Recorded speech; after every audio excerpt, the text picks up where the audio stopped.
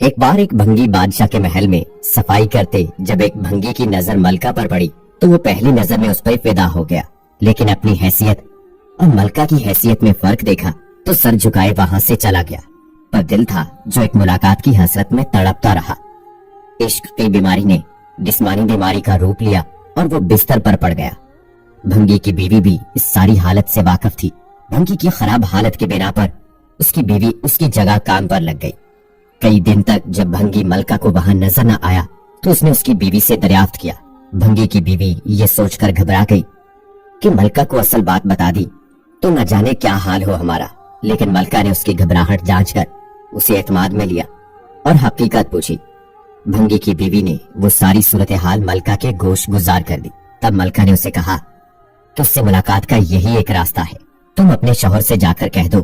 کل وہ شہر سے باہر کسی رستے پر بیٹھ جائے اور بس اللہ اللہ کرتا رہے، نہ تو کسی سے بات کرے اور نہ ہی کسی کا دیا کوئی تحفہ قبول کرے۔ ایسا کرنے سے جب اس کے چرچے بادشاہ تک پہنچیں گے تو ملاقات کے راستے بھی کھل جائیں گے۔ ملکہ کا پیغام سنتے ہی بھنگی کی جان میں جان آئی اور وہ گداؤں کا بھیس بدل کر ایک راستے پر جا کے بیٹھ گیا اور اللہ اللہ کا ورد شروع کر دیا۔ آنے جانے والے اس سے متاثر ہوتے اور نذرانے ساتھ لاتے، لیکن وہ نہ سر اٹھا کر کسی کو دیکھتا نہ ہی کسی چیز کو ہاتھ لگاتا۔ کرتے کرتے خبر بادشاہ تک پہنچی اور اس نے وزیر کو بھیجا کہ دریافت کرو کہ کون ہے وہ اور اس کی سچائی کس حد تک ہے۔ وزیر نے واپس جا کر بادشاہ سے اس کی بہت تعریف کی۔ بادشاہ فیض پانے کی غرض سے خود چل کر اس کے پاس گیا۔ جب ہر طرف اس کے چرچے ہونے لگے تو ملکہ نے بادشاہ سے اس نیک انسان کی زیارت کی خواہش ظاہر کی۔ بادشاہ نے اجازت دے دی۔ اسی اثناء میں جب بھنگی کو اس بات کا احساس ہوا کہ اب تک وہ دل سے نہیں، صرف ایک دنیاوی مقصد کے تحت ہی اللہ پاک کے نام کی تسبیح کر رہا تھا، وہ جھوٹا ہے لیکن پھر بھی اللہ کی رحمت اس پر اس قدر ہے کہ لوگ اس کے سامنے جھک رہے ہیں، کیا بادشاہ اور کیا عام آدمی، سبھی اسے عزت دے رہے ہیں۔ یہ کرامات تو صرف زبان سے وہ پاک نام لینے کی ہیں، اگر سچے دل سے اس نام کی تسبیح کی جائے تو اور کتنی رحمتوں کا نزول اس پر ہوگا۔ جب ملکہ اس کے پاس پہنچی تو اس نے سر اٹھا کے اس کی طرف نہ دیکھا اور وہ روتی ہوئی واپس اپنے محل چلی گئی۔ اللہ کا کوئی ایسا بندہ نہیں جس کے دل و دماغ دنیا کی ہمہ ہمی، چمک دمک اور رنگ رلیوں سے متاثر نہ ہوتے ہوں۔ نفسانی خواہشات، دنیا کی مختلف لذتیں اور پھر شیطانوں کے مختلف جہتوں سے تسلسل کے ساتھ حملے ہیں، جن کے سبب ولی صفت انسان بھی غفلت کا شکار ہو کر گناہ اور قصور کر بیٹھتا ہے۔ لیکن جب وہ ندامت، شرمندگی اور اللہ کے نزدیک جواب دہی کا احساس پیدا کرتا ہے اور اپنے کو مجرم اور خطا وار سمجھ کر معافی اور بخشش مانگتا اور آئندہ کے لیے توبہ کرتا ہے تو اس کے سارے گناہ معاف کر دیے جاتے ہیں اور وہ اللہ کی نظر میں اتنا محبوب اور پیارا انسان ہو جاتا ہے جیسا کہ اس نے کوئی گناہ ہی نہ کیا ہو۔ قرآن مجید میں توبہ و استغفار کرنے والے بندوں کے لیے صرف معافی اور بخشش ہی کی نہیں بلکہ اللہ تعالیٰ کی خاص عنایت و محبت اور اس کے پیار کی بشارت سنائی گئی ہے۔ ارشاد باری تعالیٰ ہے، بے شک اللہ محبت رکھتا ہے توبہ کرنے والوں سے اور محبت رکھتا ہے پاک صاف رہنے والوں سے۔ غلطی اور گناہ کا احساس اور پھر گریہ وزاری اللہ کو بہت پسند ہے۔ جب کوئی انسان جرم اور گناہ کرنے کے بعد اپنے مالک حقیقی کے سامنے روتا ہے تو وہ اس سے بے انتہا خوش ہوتا ہے، گویا اس نے اپنی بندگی، عاجزی اور اللہ کی عظمت کا اعتراف کر لیا، اور یہی وہ تصور ہے جس کے استحکام پر اللہ تعالیٰ نے اپنے قرب اور بڑی نعمتوں اور رحمتوں کا وعدہ فرمایا ہے۔ دوستو،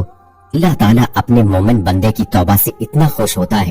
جیسا کہ وہ سوار جس کی سواری کھانے پانی کے ساتھ کسی چٹیل میدان میں کھو جائے اور وہ مایوس ہو کر ایک درخت کے نیچے سو جائے، جب آنکھ کھلے تو دیکھے کہ وہ سواری کھڑی ہے۔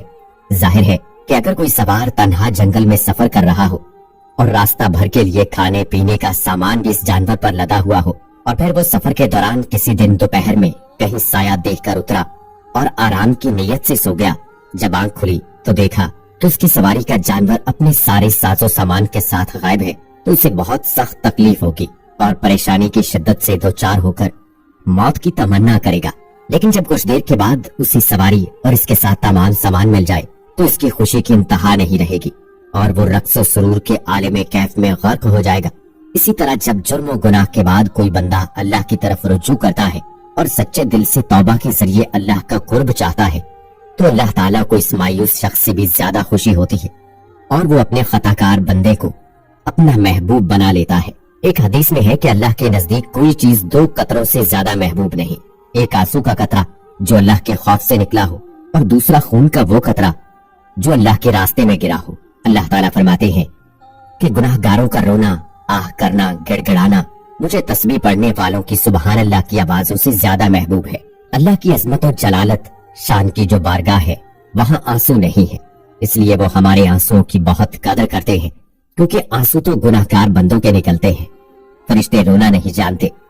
کیونکہ ان کے پاس ندامت نہیں ہے، ان کو قرب عبادت حاصل ہے، قرب ندامت حاصل نہیں۔ قرب ندامت تو ہم گناہگاروں کو حاصل ہے، یعنی گناہ اور قصور تو انسان کی صفت ہے، کیا اس کی وجہ سے اللہ کا دربار چھوڑ دیا جائے؟ اور اللہ کا دربار چھوڑ کر جائے پناہ بھی کہاں ہے جس کا سہارا لیا جائے؟ اس لیے تمام گناہگار اللہ سے توبہ کریں اور ندامت کے آنسو بہا کر اللہ سے معافی مانگے، وہ یقیناً معاف کرے گا اور خطاؤں کو بخش دے گا۔ گناہ پر اصرار یعنی بے فکری اور بے خوفی کے ساتھ گناہ کرتے رہنا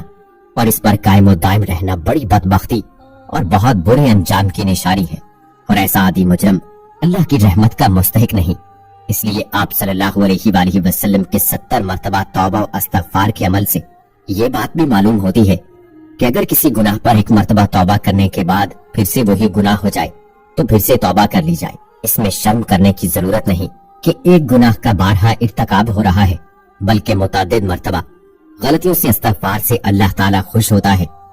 اور اس توبہ و استغفار کے نتیجے میں گناہ کو ترک کرنے کا داعیہ پیدا کر